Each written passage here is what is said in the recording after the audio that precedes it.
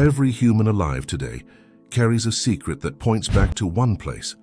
Scientists say all of us began in Africa, but the evidence is stranger and more controversial than it seems.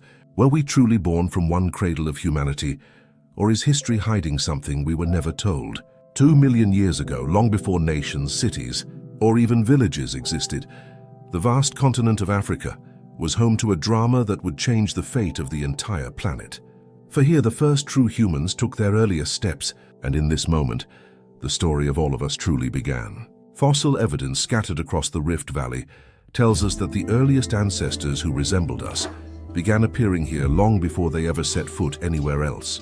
Their bones buried in layers of earth that scientists painstakingly uncovered piece by piece, each discovery adding another clue to the riddle of our origin. These ancient beings, known as Australopithecus and later Homo habilis and Homo erectus, were not yet fully human as we define ourselves today. Yet they had something their primate cousins lacked, a spark of intelligence that pushed them beyond mere survival. They shaped crude stone tools. They learned to stand upright for longer distances, and they began to experiment with new ways of living in an unforgiving world. But the most fascinating question is this: why Africa and why them? Africa was not always a gentle cradle. It was a land of shifting climates, where forests shrank and grasslands spread, forcing creatures to adapt or die. For many primates, this change was disastrous, but for our ancestors, it was the crucible that forged resilience. Walking upright gave them the advantage to travel farther in search of food, to spot predators from a distance, and to carry what they needed in their hands, and with free hands came the ability to create. Stone flakes became knives, sharp edges cut meat from bone, and suddenly survival was not only about strength but about innovation. Slowly, generation by generation, the creatures of Africa were changing, developing larger brains, stronger social bonds, and the ability to imagine what did not yet exist. Yet we must ask ourselves, how certain are we of this story? Did humanity truly emerge from a single place, or were there other pockets of evolution elsewhere that left no trace? Skeptics have pointed to mysterious fossils in Asia and Europe, suggesting perhaps the picture is not as clear as the textbooks claim. But still, the overwhelming weight of genetic evidence points us back to Africa, back to a time when our species was not yet alone, back to when we shared the Earth with multiple human cousins. What made Africa so unique is not only its environment but also its diversity of habitats. Rivers, lakes, mountains, deserts, all acting as nature's laboratory, testing and shaping those early beings until eventually one lineage emerged with the potential to dominate the globe. This lineage would one day be called Homo Sapiens, but before their rise, countless other human forms walked these same lands, each with their own struggle for survival, each leaving behind fragments of skulls, stone tools and mysteries. When we look at the cracked bones of Homo habilis, we are looking at some of the first toolmakers in history, creatures that turned rocks into weapons, forever altering the balance of power between predator and prey. When we examine Homo erectus, we see wanderers who left Africa nearly 2 million years ago, reaching Asia and Europe, adapting to new climates and landscapes, spreading humanity far beyond its birthplace. But here lies the heart of the mystery. If multiple kinds of humans existed, why are we the only ones left? Why did Homo sapiens succeed where all the rest vanished into extinction? The answer begins here in Africa, in the landscapes where survival meant constant adaptation, where climate shifts tested endurance, and where innovation was the difference between life and death. This is the beginning of our story, the dawn of humanity, the place where apes became something more, but it is only the first piece of the puzzle. For if Africa was the cradle, then the real question is, how did its children conquer the world? And that I will reveal in the next part. Around 300,000 years ago in Africa, a new kind of human appeared, one whose brain was not only larger but wired differently, one capable of imagination, strategy, and cooperation at a level that no other species on Earth had ever achieved. And these were the beings who would later be called Homo sapiens, our direct ancestors. Fossil remains found in places like Jebel Irhoud in Morocco tell us that these early sapiens already carried the traits of modern humanity: a rounded skull, lighter build, and most importantly, a mind capable of abstraction. Unlike their cousins, they did not merely adapt to the harsh African landscapes, They reshaped their survival through thought and planning. Archaeological evidence reveals the creation of tools far more sophisticated than those of their predecessors.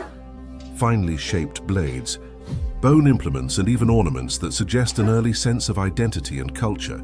This was not just survival. This was the birth of creativity.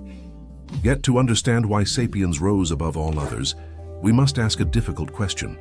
What did they have that Neanderthals, Denisovans, and other human cousins lacked?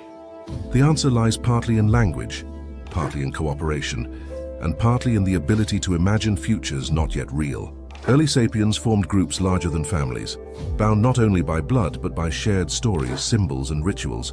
Evidence from sites like Blombos Cave in South Africa shows that they carved abstract patterns on ochre and created beads from shells more than 70,000 years ago. Symbols that carried meaning beyond mere decoration. This ability to symbolize transformed how they lived. Now they could create shared myths, binding strangers into communities, coordinating hunts, and passing knowledge across generations. While Neanderthals were skilled hunters with powerful bodies, their groups remained small and isolated, their communication limited, their innovations slower to spread. Sapiens, however, formed vast networks that stretched across the continent, exchanging ideas, tools, and genes. This network became their invisible weapon, a force that allowed them to outlast famine, to innovate under pressure, and to prepare for challenges ahead. By 200,000 years ago, sapiens were spreading across Africa, thriving in deserts, forests, and savannas, showing a flexibility unmatched by any other human species. Genetic studies confirm that every person alive today carries roots that trace back to these African populations, meaning no matter where you live, your ancestors once walked those ancient plains. But the story of their rise is not complete without the Great Leap, the moment they decided to leave Africa and journey into the unknown. Archaeological and genetic evidence suggests that around 60,000 to 70,000 years ago, a wave of sapiens began moving outward, crossing into the Middle East and eventually reaching Asia, Europe, and beyond. This migration was not a random drift, but a daring step into territories already inhabited by other humans, like the Neanderthals. Why did they leave? Climate shifts may have pushed them to seek new lands. Population growth may have forced expansion, or perhaps it was their restless curiosity, the same drive that would one day carry their descendants across oceans and into space. Whatever the reason, this journey marked the beginning of a global conquest. And yet the question remains, what happened when these sapiens, fresh from Africa, came face to face with their powerful cousins, the Neanderthals, who had ruled Europe for hundreds of thousands of years? Was it war, was it interbreeding, was it coexistence, or was it something more mysterious? That answer I will reveal in the next part. About 60,000 years ago, as Homo sapiens spread beyond Africa, they met another kind of human already thriving in Europe and Western Asia, the Neanderthals. These were not mindless cavemen, but skilled survivors, strong bodies built for the Ice Age, hunters who knew the land, toolmakers who even buried their dead with care. For thousands of years, the two species overlapped. Evidence shows they lived side by side, sometimes competing, sometimes mixing. DNA confirms what fossils could not. They interbred, and traces of Neanderthal genes still exist in all non-African people alive today. Yet, while sapiens expanded, Neanderthals dwindled. Their groups were small, isolated, and slow to adapt, while sapiens formed vast networks, spread innovations rapidly, and survived climate shifts with resilience. Some believe conflict sealed the fate of Neanderthals. Others point to famine, disease, or sheer numbers.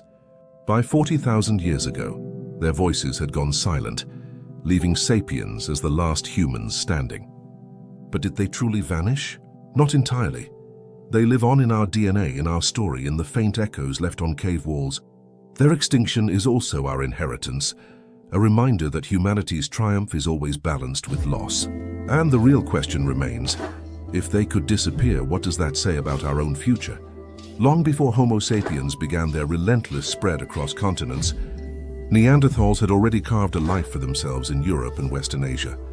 These humans, powerful and resilient, thrived in landscapes of ice and forest, adapting to climates that would have destroyed lesser species. Fossils and archaeological evidence reveal more than just survival. Neanderthals were toolmakers of remarkable skill. Stone axes, scrapers, and spears with meticulously sharpened points allowed them to hunt mammoths, deer, and other Ice Age beasts with precision. But their intelligence went beyond tools. Sites across Europe show signs of symbolic behavior.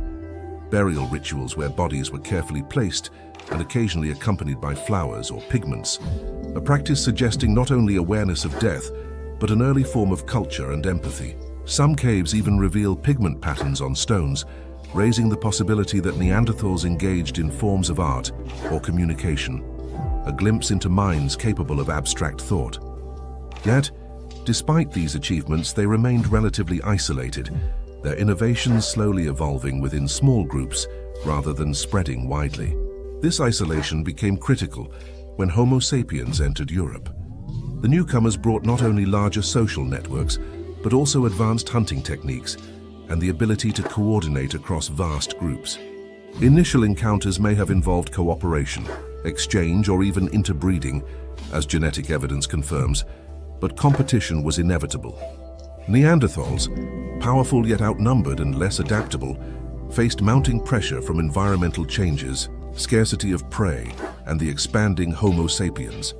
And yet questions remain. How much of Neanderthal knowledge, art, and genetics survived through these interactions? How did their way of life influence early sapiens culture? These are mysteries still being unraveled through excavation, DNA analysis, and careful study of the caves and tools they left behind. Some scientists suggest that the Neanderthals' cautious approach to innovation and their tendency to remain in familiar territories may have limited their ability to respond to the rapid changes brought by sapiens. Others point to climate shifts, disease, and competition as decisive factors. What is clear is that Neanderthals were far more than the brutish stereotypes of old. They were intelligent, resourceful, and fully human in many ways. And while their extinction marks the end of their species, it is also a beginning. Every Homo sapiens today carries traces of their legacy in DNA, in traits, and in the understanding that survival depends not only on strength, but on adaptability, creativity, and cooperation. What lessons did Homo sapiens learn from Neanderthals, consciously or unconsciously, that shaped the future of our species? And most importantly, what hidden truths about these ancient humans are still buried waiting to be discovered? That I will reveal in the next part.